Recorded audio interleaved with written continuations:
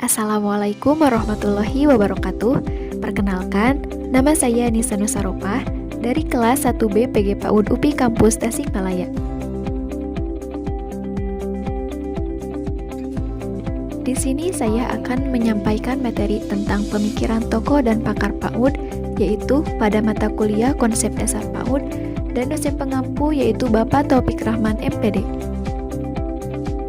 Di sini saya akan memaparkan pemikiran tokoh dan pakar PAUD, yaitu tokoh pendidikan mancanegara dan tokoh pendidikan Indonesia.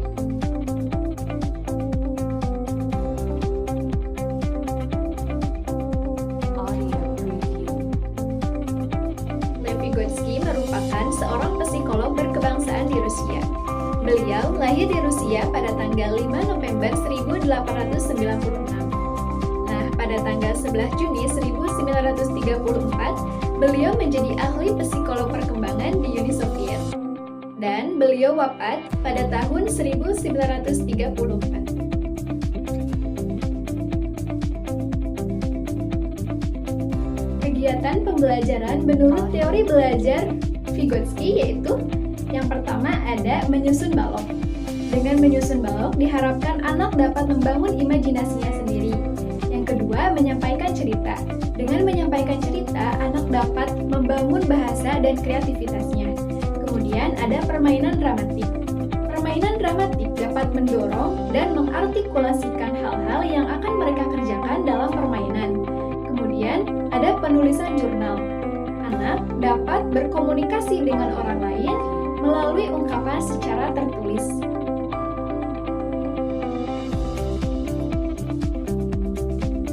Vygotsky mengemukakan konsep John of Proximal Development, yaitu hukum genetik tentang perkembangan dan mediasi. Nah, hukum genetik tentang perkembangan ada 4 tahap yang terjadi dalam perkembangan dan pembelajaran. Yang pertama, tindakan anak masih dipengaruhi atau dibantu oleh orang lain. Yang kedua, tindakan anak didasarkan atas inisiatif sendiri. Yang ketiga, tindakan anak berkembang secara spontan. Yang keempat, tindakan spontan anak akan terus diulang-ulang hingga anak siap untuk berpikir secara abstrak. Nah, kalau mediasi itu merupakan tanda atau lambang dan bahasa mediator yang berasal dari lingkungan sosio-kultural di mana seseorang berada. Dalam kegiatan pembelajaran, anak akan dibimbing oleh orang dewasa atau teman sebaya yang lebih kompeten untuk memahami tanda tersebut.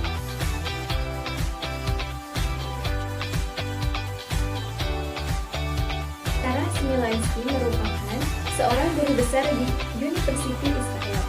Beliau sangat peduli terhadap psikologi anak sehingga dia mengemukakan tentang perkembangan kognitif anak melalui permainan.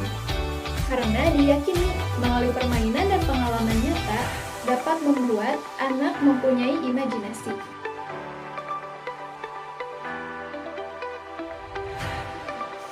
Menurut Smilansky, anak harus mempunyai pengalaman bermain yang banyak. Anak usia dini belajar melalui panca inderanya dan melalui hubungan fisik dengan lingkungannya. Contohnya dalam bermain mobil-mobilan, bermain puzzle, bermain polisi-polisian, dokter-dokteran, ataupun bermain monopoli.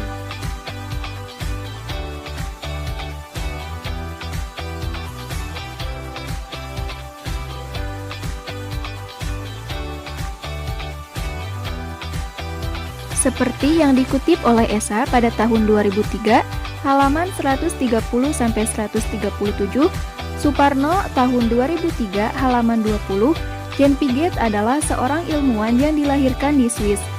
Jean Piaget merupakan anak yang jenius. Jean Piaget adalah seorang ahli dalam bidang biologi dan yang kemudian tertarik terhadap cara berpikir anak. Bagaimana pemahaman tentang anak usia dini menurut Jean Piaget? Seperti yang dikutip oleh Esa tahun 2003, halaman 120 mengemukakan tentang konsep dasar yang dapat mendukung perkembangan anak, yaitu semua orang membutuhkan belajar bagaimana membaca dan menulis. Anak belajar dengan baik menggunakan panca inderanya. Semua anak dapat dididik. Semua anak harus dididik untuk memaksimalkan kemampuannya. Pendidikan harus dimulai sejak dini. Anak tidak harus dipaksa belajar. Kegiatan belajar harus menarik dan berarti bagi anak. Anak dapat belajar berdasarkan ketertarikannya.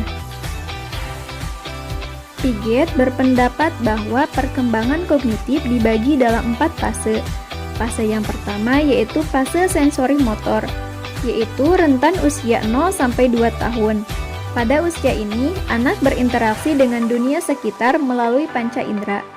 Fase yang kedua yaitu fase praoperasional, yaitu pada rentan usia 2 sampai 7 tahun.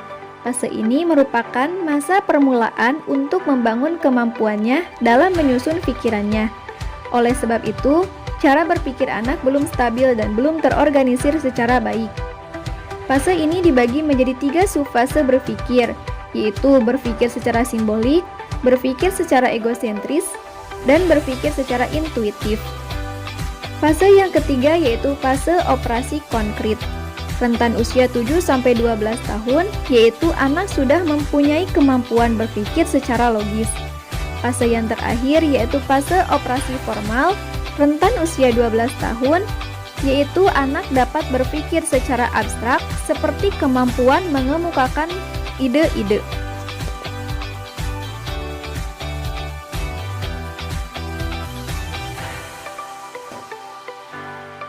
Anak usia dini belajar melalui active learning. Metode yang digunakan adalah memberikan pertanyaan kepada anak dan membiarkan anak berpikir sendiri, sehingga hasil yang didapat merupakan hasil konstruksi anak tersebut. Untuk membangun pengetahuan pada anak, diperlukan metode pembelajaran yang tepat. Metode pembelajaran yang pertama yaitu metode praktik langsung. Metode ini diharapkan anak mendapatkan pengalaman melalui interaksi langsung dengan objek. Metode yang kedua yaitu metode cerita.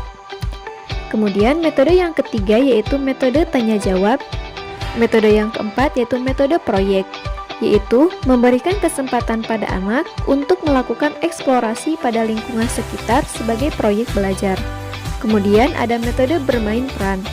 Yang terakhir yaitu metode demonstrasi, yaitu menunjukkan atau memperagakan suatu tahap kejadian.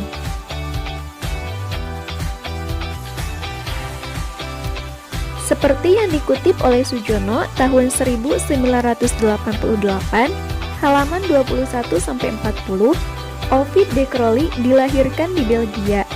Di usia 25 tahun, de Crowley meraih gelar doktor pada bidang farmasi. Pada tahun 1903, de Crowley menjadi inspektur pada sekolah luar biasa di Brassel.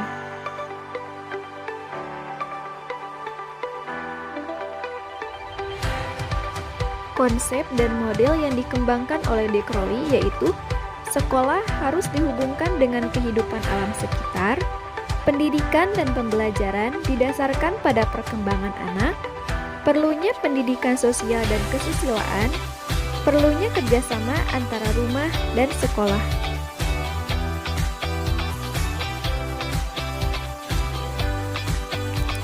Merujuk pada beberapa sumber, yaitu yang dikutip oleh Sujono tahun 1988, halaman 77-103, karya Ki Hajar pada tahun 1977, halaman 3-9, Ki Hajar Dewantara adalah seorang pelopor pendidikan bagi kaum pribumi Indonesia pada zaman penjajahan Belanda.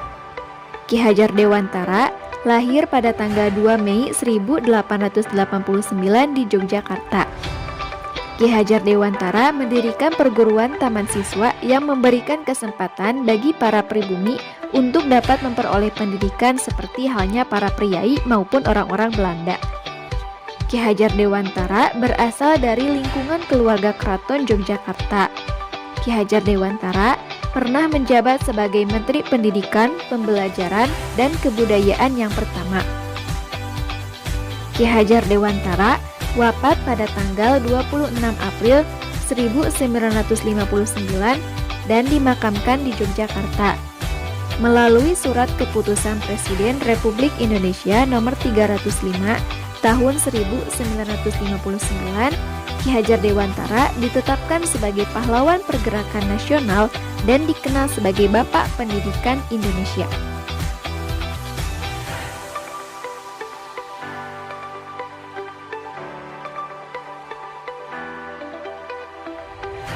Ciri khas dari pendidikan anak usia dini menurut aliran Ki Hajar Dewantara adalah budi pekerti dan sistem among. Budi pekerti merupakan materi yang paling penting diberikan kepada anak usia dini. Bentuknya bukan mata pelajaran budi pekerti, tetapi menanamkan nilai, harkat dan martabat kemanusiaan, dan nilai moral watak. Pendekatan yang baik dan tepat dalam menanamkan budi pekerti pada pendidikan anak usia dini, menurut aliran ini adalah memberikan contoh yang teladan, cerita atau dongeng, dan permainan. Melalui pendekatan tersebut, kita dapat mendidik anak tentang budi pekerti, sedangkan anak tidak merasa bahwa sikapnya sedang dibentuk. Pada sistem among, pendidik haruslah mengikuti dari belakang, tetapi memberikan arahan atau bimbingan juga. Anak diberi kebebasan tetapi diikuti perkembangannya.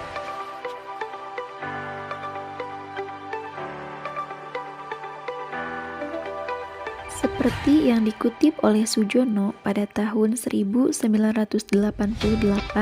halaman 63-76, Muhammad Syafi'i merupakan pendiri INS di Kayu Tangan.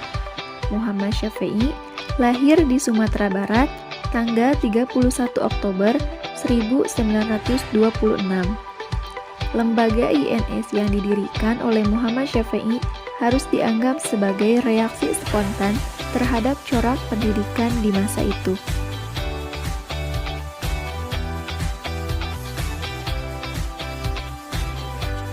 Implikasi dalam pembelajaran anak usia dini. Muhammad Syafi'i meyakini bahwa dasar-dasar kependidikan di Indonesia dan implikasinya pada anak usia dini haruslah dapat mengembangkan. Yang pertama ada percaya pada diri sendiri.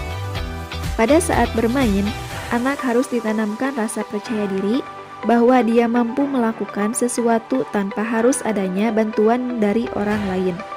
Yang kedua ada berakhlak setinggi mungkin. Anak dapat memahami norma-norma agama secara sederhana. Anak dapat memahami peraturan antara yang boleh dan tidak boleh, antara yang dilarang dan tidak dilarang, seperti saling menyayangi sesama dan tidak mengambil milik orang lain. Yang ketiga, ada jasmani yang sehat dan kuat. Contoh, motorik halus yaitu kegiatan yang banyak melibatkan gerakan tangan dan jari-jari tangan.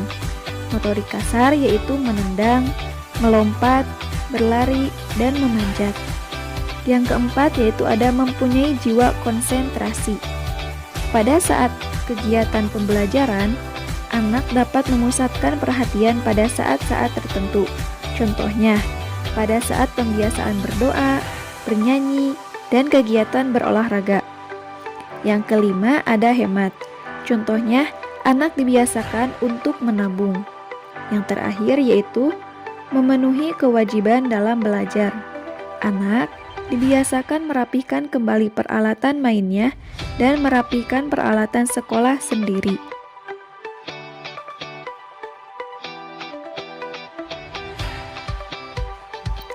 Koni Rioskina Semiawan lahir di Ngawi, Madiun, Jawa Timur, yaitu pada tanggal 6 November 1930. Koni R. Semiawan menyelesaikan pendidikannya di jurusan Psikologi PFK dan Ilmu Pendidikan UI tahun 1962 dan beliau meraih gelar Doktor Kependidikan di IKIP Jakarta.